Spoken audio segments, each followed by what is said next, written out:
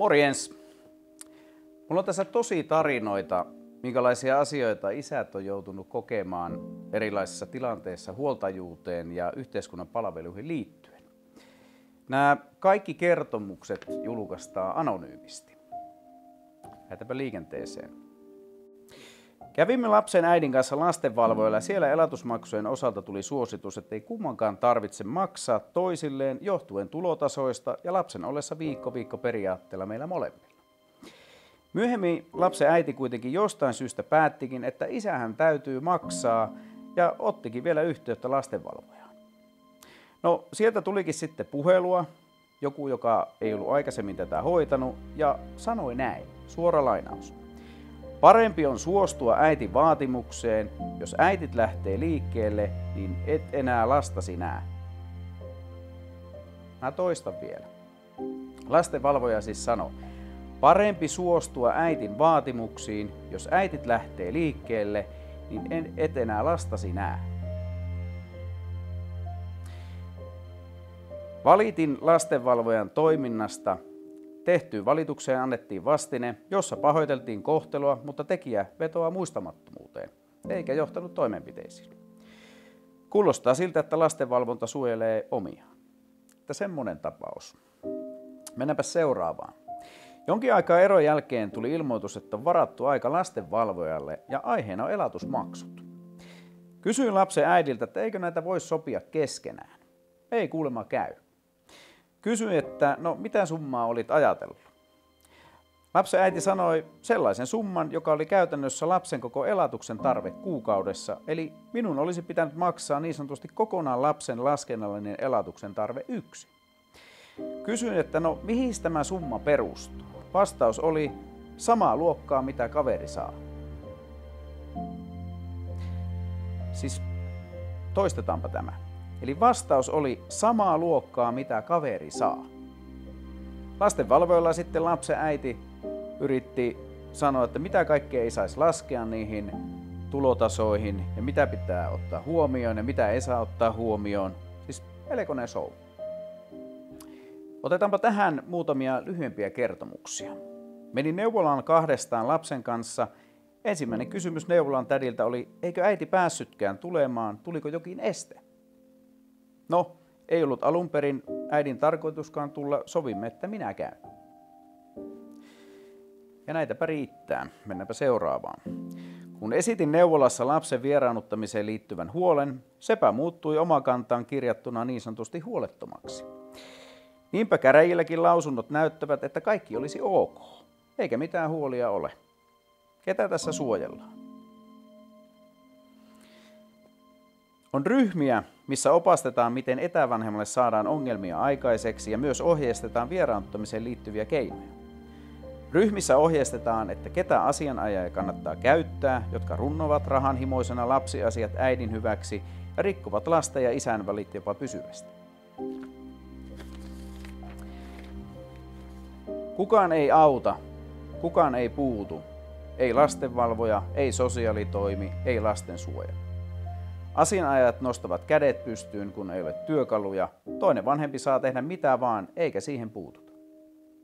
Otetaanpa tähän väliin sitten yksi päiväkotikokemus. Olemme eronneet ja meillä on lapsen yhteishuoltajuus ja meillä on ollut selkeät pelisäännöt jo useamman vuoden ajan päiväkodin kanssa ja asiat on sujuneet aina hyvin. Pikkuhiljaa alkoi kuitenkin mennä niin, että en ole saanut enää ilmoituksia esimerkiksi lapsen sairastumisesta. Ne on saattanut tulla viiveellä niin, että ne on vanhoja. Tai ne on sitten tullut esille jonkun muun asian yhteydessä. Eräs kaunis päivä kuulin, että lapsen sopimusta oli muutettu selkäni takana. Päiväkoti alkoi kohdella minua niin sanotusti kakkosvanhempana. Lapselle tehtiin myös tietämättäni lääkehoitosuunnitelma, vaikka se pitäisi virallisen ohjeistuksen mukaan tehdä molempien huoltajien kanssa. Tilanne eskaloitui ja lasta lääkittiin virheellisesti moninkertaisella annostelulla ja lapsen terveys joutui vaaraan. Tapahtumia yritettiin kiistää ja lakaista tekoja maton alle.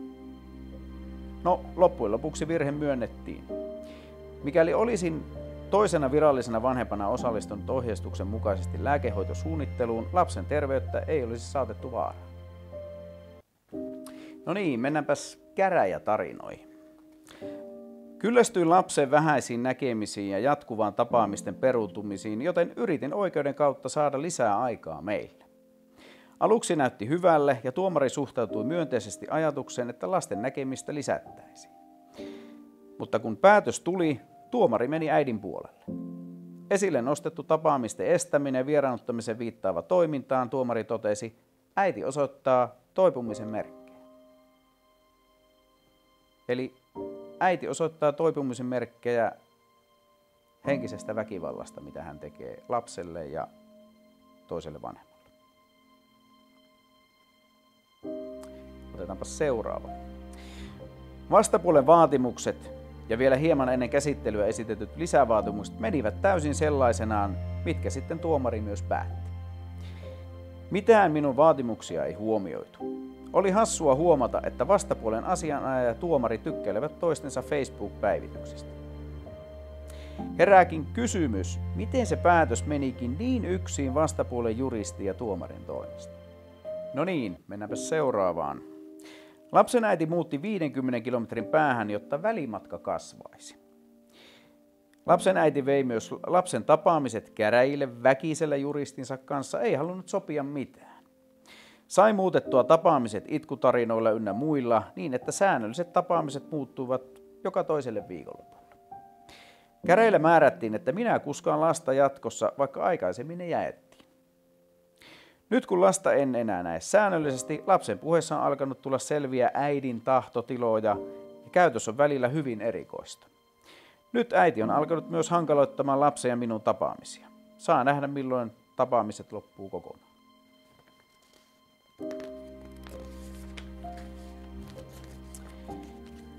Ja jatketaan seuraavaan. Eräs kaunis päivä tuli postissa kirje. Lapsen äiti oli haastanut käräjille huoltajuudesta. Tähän mennessä meillä on yhteishuoltajuus. No, sitten tuli olosuhdeselvitys. Minä kerroin asiat rehellisesti niin kuin ne on. Jätin äidin paheet kertomatta, etten aiheuta mitään ylimääräistä. No, lapsen äiti väitti, että minä käytän huumeita ja olen kuulemma väkivaltainen. Minä en ole koskaan kokeillut huumeita, eikä minulla ole minkäänlaista taustaa väkivaltaisuudesta. Ainut väkivalta, mitä välillä on ollut, kun lapsen äiti vetäisi minua pari kertaa avarilla, kun saa raskausaikana kunnon raivarit. Olosuhdeselvityksen saa ilmeisesti valehdella ihan mitä vaan. Ei niitä tarvitse todistaa mitenkään. Tuomarit lukee niitä kuin piru raamattua. No, tuomari antoi yksinhuoltajuuden äidille. Tämän sitä saa, kun ajattelee, että rehellisyys maan perii. Nyt näen lasta enää 2 kertaa kuussa, kiitos vaan tuomarille. Jälkeenpäin selvisi, että tuomari on seksuaalivähemmistöjä edustava feministi. Ihmettelinkin, kuinka käytös oli minua kohtaan niin tympeä. Nämä feministithän on tunnettuja tasa-arvon kannattajia varsinkin miehiä kohtaan. Nauru, hymiö ja keskisormi emoji. Semmoinen tarina. Mennäänpä seuraavaan. Lapsen äiti leikki koko käräjäoikeusprosessin ajan parasta kaveria, oli yliystävällinen ja toimi niin kuin oikeasti toisen vanhemman pitäisi toimia. Päätöksen jälkeen palattiin taas normaaliin psykopatiaan. Kiusaaminen alkoi muun muassa vaatteella ja elatusmaksuhaaste odotti jo postissa uutta käräjää varten. Sekopäitä sairaita nämä on. Otetaanpa seuraavaksi sitten semmoisia, että miten yhteiskunnan palvelut suhtautuu isien esittämiin huoliin. Uusioperheessä äiti haluaa sekoittaa tietoisesti lapsen päätä kutsumalla uutta miestään lapsen isäksi. Lapseni sanoo välillä, etten ole hänen isi. Uusioperheen mies myötäilee äitiä tietoisesti tai tyhmyyttään ja samalla syyllistyy itsekin tähän. Mies ei vielä tajua, että itseäkin odottaa joku päivä melkoinen helvetti, kun naisen todellinen luonne paljastuu. Eipä näihin puutu kukaan. Lapsen tapaamisten estelyynkin todetaan yhteiskunnan puolelta, että sopikaa uusi tapaaminen. No, miten sovit, jos toinen ei halua sopia? Otetaanpa sitten seuraava. Vaikka yrität isänä sanoa äidin terrorisoivan sinun ja lapsen välejä ja esittää huolia, missään palvelussa ei siihen reagoida. Neuvolat, sossut, lastenvalvojat vaan kohottelevat olkapäitä ja sanovat, ettei asia kuulu tänne. Mutta kun äiti tirauttaa kerran itkun, niin on koko yhteiskunnan palvelut jonossa viemässä isältä oikeudet lapseen.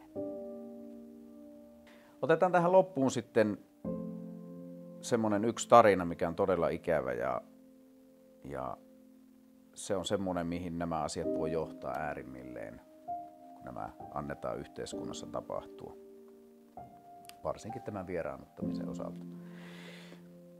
Isä oli jo vuosia taistellut lapsistaan ja äiti manipuloinut tilanteen niin, että isä ei enää nähnyt lapsia. Isä löytyi autotallistaan roikkumasta köyden jatkona. Löytyy lyhyt viesti. Pidä lapses, kun niitä niin kovasti haluat. Nämä kaikki on todella raskasta luettavaa, inhottavaa, jopa suoraan sanottuna sairasta, mitä isät joutuu kokemaan. Näitä tosi tarinoita, missä isät joutuu todella epätasa-arvoiseen ja syrjittyyn asemaan yhteiskunnankin palveluissa, niin nämä ongelmat on ihan oikeita ja voidaan puhua jopa niin kuin rakenteellisesta epätasa-arvosta. Mulla on melkoinen määrä lisää näitä tarinoita. Tuun niitä julkaiseen myös jatkossa.